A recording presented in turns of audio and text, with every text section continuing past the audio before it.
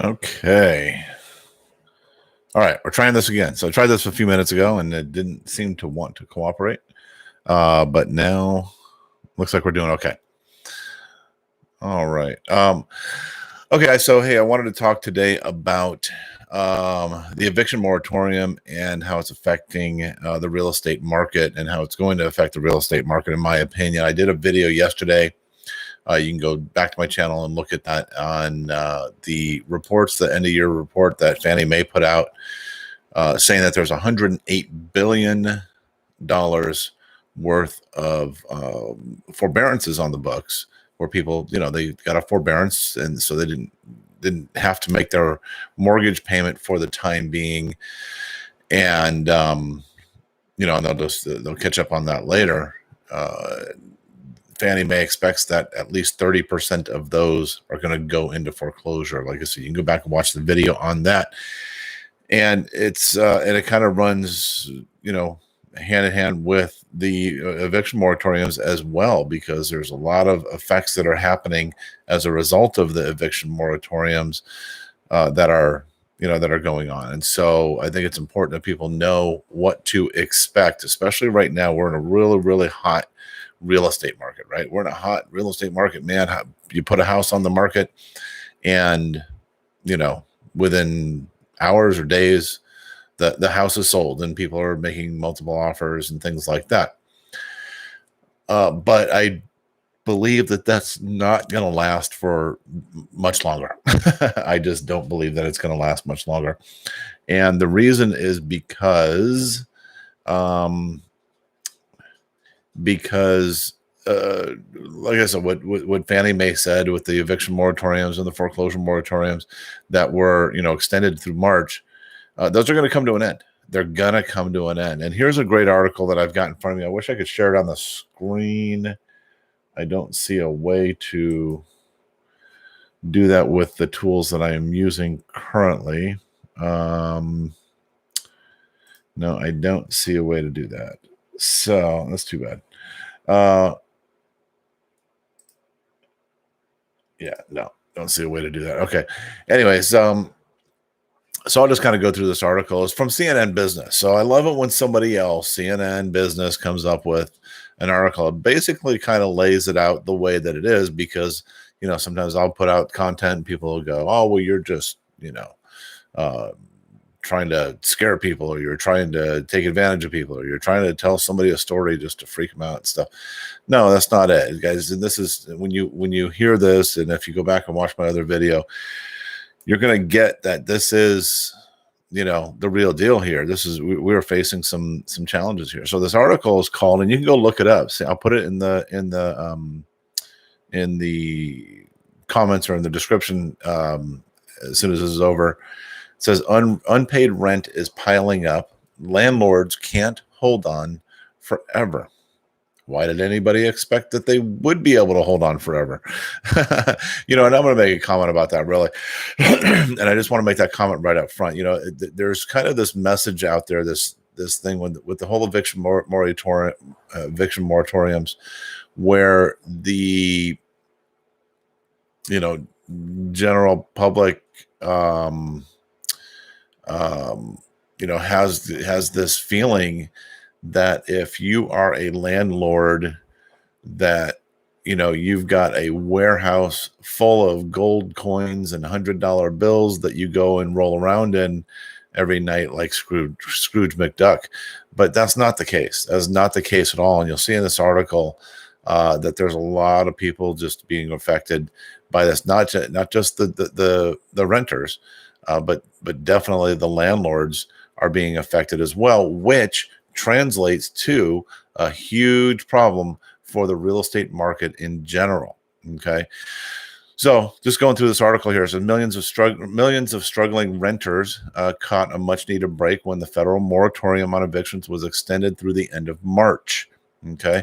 But for many landlords across the U.S., the news came as a nightmare. It's important to recognize that after 10 months of severe economic distress, job loss, and decline in rent collections, Everyone is hurting, including the landlords, right? Said Bob Pinnegar, president and CEO of the National Apartment Association on industry group, representing an industry group representing property owners. By extending the moratoriums further, he said it leaves landlords and property managers saddled with the financial burden of providing housing to America's 40 million renters without sufficient resources to do so. And they leave residents to accrue even more debt. And the federal eviction moratorium put in place by the Centers for Disease Control and Prevention in September to stop the spread of coronavirus.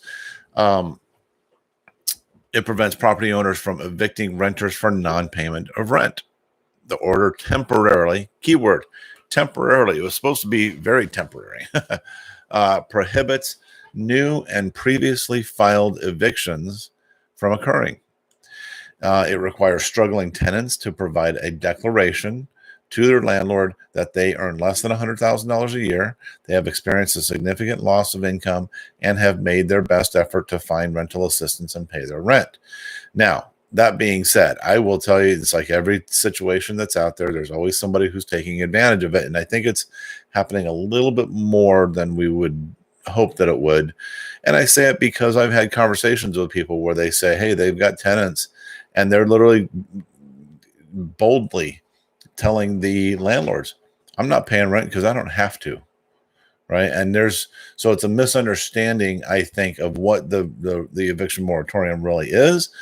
But that's where it's going. It's putting people into a situation, and it's easy to justify that you don't make $100,000 a year, and it's easy to say that, oh well, we've had a severe hardship and whatnot.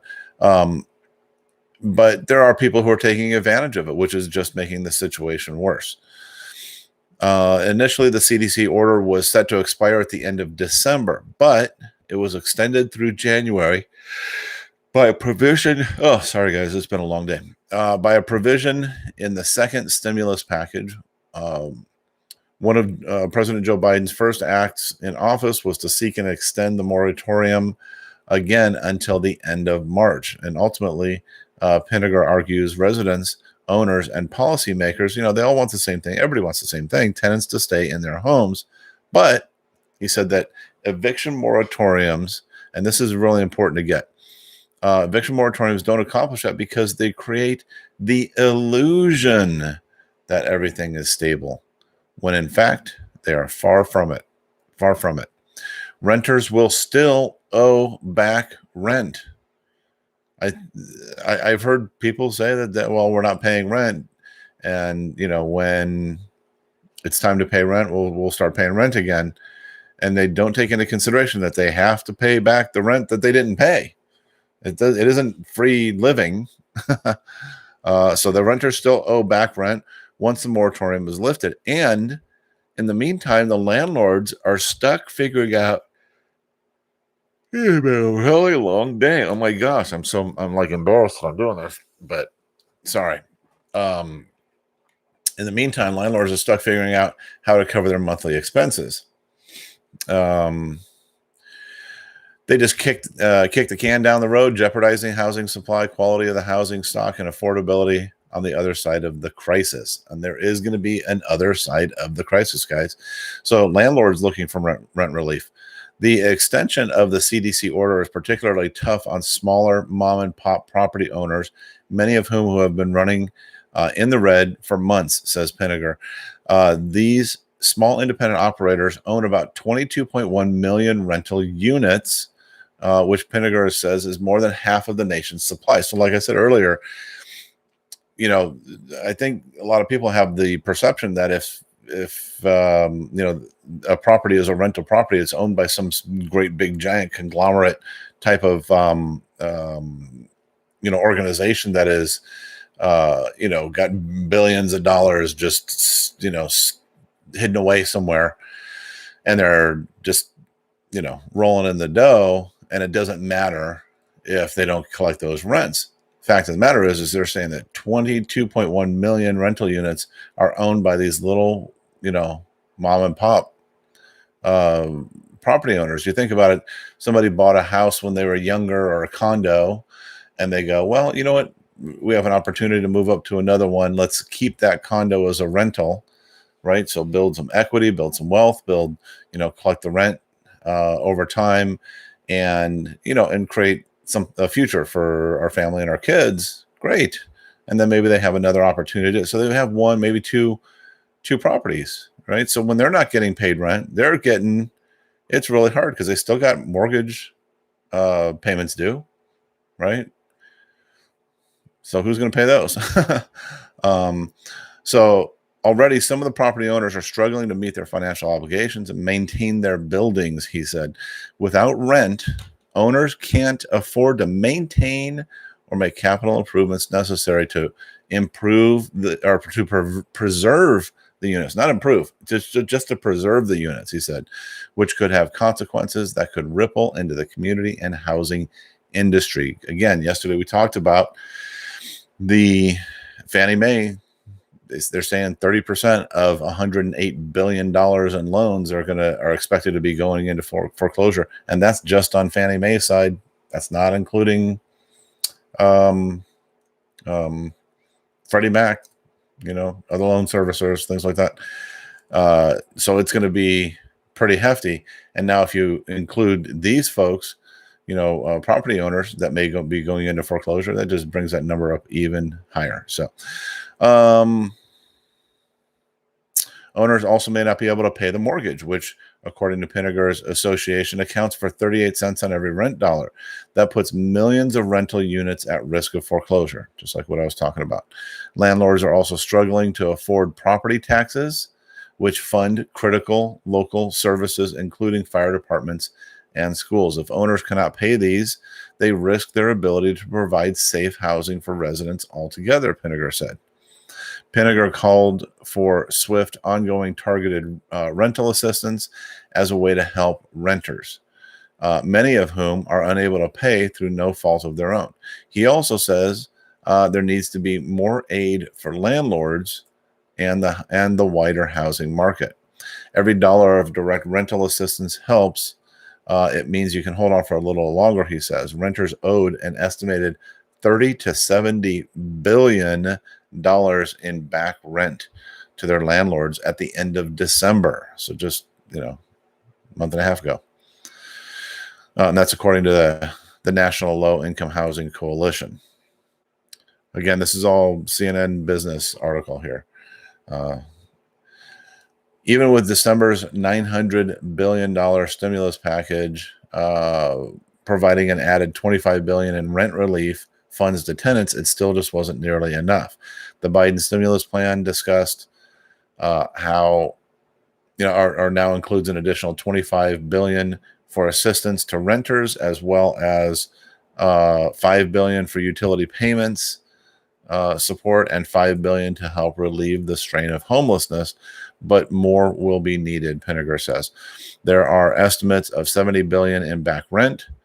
We got $25 billion out of a second stimulus, and there may be a $25 billion in additional rent relief coming, you said, but that still leaves $20 billion out there. And the question is, too, that I have is, where does all this aid and relief come from? It's not just magically appearing, guys. It's not just poof, there it is. I mean, yeah, we just print more money and it's that easy. No, that's not how it works. And so all of this relief and aid and everything like that we're doing, it's good. It's helping people out until we get out of this corona thing. But that too is going to have to be replenished some way, somehow, some form or fashion. Okay. So just be aware. And there's a reason why I'm talking about this, because we're talking about the real estate market and what's happening being a hot market right now. I think we're closer to a turn than people realize. Okay. Rent debt looms. An estimated 10 million renters were behind on their rent and risk eviction in the middle of January. So yeah, so had they not extended it, there would have been like 10 million renters facing eviction. So just think about that. That's what's that going to do to a community? That's to a community. That's going to be devastating, right? And any community who has a large number of people who are being evicted, where are they going to go? What are they going to do? I don't know. And that's according to a Census Bureau survey. An estimated 16 million renters had little to no confidence that they could pay rent in February. Wow. Man. While eviction moratoriums can drive a wedge between property owners and tenants, both sides agree that there's just not enough rental assistance money to go around. The pandemic is a problem for poor people and minority people, and that's where money should be spent. I think anybody who's facing, if they've been unemployed and out of work and they can't make money, and I think anybody, should be have money spent to help them out if that's what we're going to do. But the government's money is not necessarily going to places that it needs to go efficiently, says Alan Hammer. It's the government. When does it ever go anywhere efficiently? An attorney he's Alan Hammer's an attorney in Roseland, New Jersey. Roseland, New Jersey. He owns a multifamily property with dozens of buildings throughout New Jersey and eastern Pennsylvania. Okay, so he's one of the lucky ones because he's got multiple properties and probably able to withstand the situation a little better. He says any tenant who called and said that they can't pay rent, we make deals with anyone. We try to put them in touch with aid. We're not looking to move someone out. But the longer, the longer struggling tenants exist under a moratorium order without rent relief, the more likely that it is more likely it is that the debt will become insurmountable if it isn't already, Hammer said. Rent needs to be paid back over a period of time. That's the nature of it, he said. If a tenant can't pay their rent when 1 month of rent is $800, $1,200, or $1,500, and then here in Orange County, you can't even rent a room for that. But, so figure if somebody's paying $2,500 a month rent for their little apartment, and they can't pay that, and it goes for several months, how are they going to pay back a year's worth of rent? How are they going to do that? It's going to be interesting. He fears those renters may ultimately skip out on their rent debt altogether. So now let's look at that too. Let's look at that statement for a second. So you've got people who will be skipping out on their rent debt. There's no question about it. I don't doubt it for a second, because there's no way most people are going to be able to, especially if they're struggling making their rent now, not necessarily at their own fault. It's not, nobody's saying it's their fault. It's just the current state of the situation here.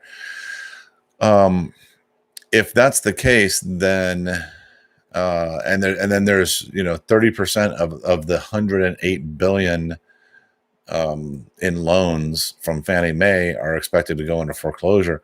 I mean, the credit is going to be, credit situation is going to be devastating too. People's credit is just going to go in the toilet, which then will prevent them from being able to buy houses, will prevent them from being able to, get into new, better living conditions in a lot of cases. And it could even affect their job situation, because a lot of employers are looking at credit now.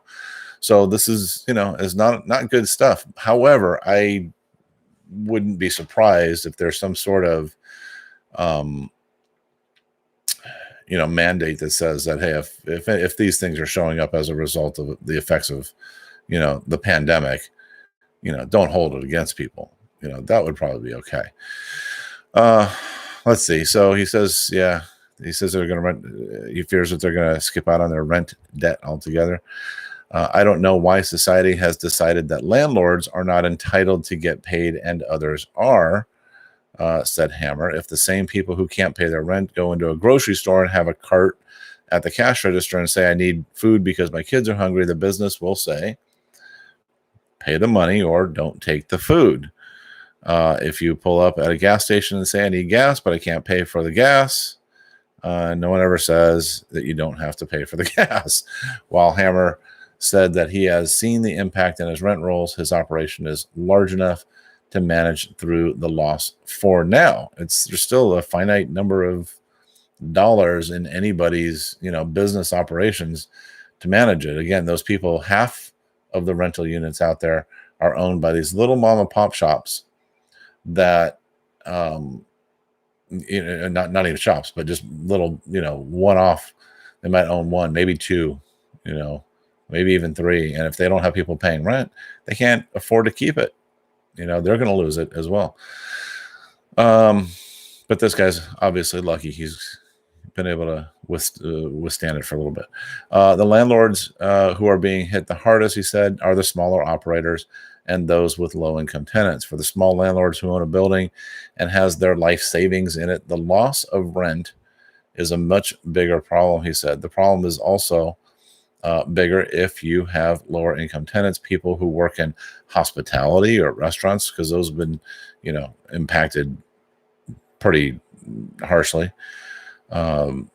These are people who need the targeted rent relief, he said, so that their landlords aren't punished to a breaking point. And I think, my whole purpose of sharing this and sharing the video yesterday and the upcoming videos that I have is to kind of start helping people understand that when this all comes to,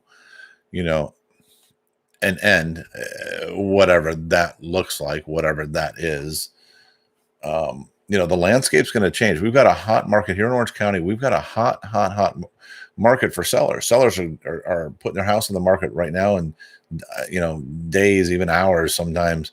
They got multiple offers. People are, essentially fighting over it. And that's cool. That's great. And my last video, the title was, "Here's why you should have sold your house 3 weeks ago." Because one of the timelines, they're saying that they're extended to March. So if they extend to March, and if the foreclosure moratoriums and the eviction moratoriums are lifted, then you're talking, as soon as April, you're going to start seeing, all of this stuff hitting the fan hard. So now we're in the middle of February. You can still put your house on the market and start to, and take advantage of that equity that you own. If you have, a lot of equity and you go, man, should we sell now or should we wait till summer? Summer might be too late. Summer might be over. And the reason I say this is because, when we're talking about slippery slopes and things like that in the real estate market, when we go down a whole lot faster than when we go up. We've had, going back to 2020 or to 2000. Let's go back to 2000. So in 2000, home prices started to escalate pretty quickly. And they got to the point where they're like 2008, where they peaked out before the market crash. Well, so it was like, it really was like 6.5, maybe 7 years that the market was skyrocketing. Man, real estate skyrocketed overnight. No, it didn't. It took 7 years.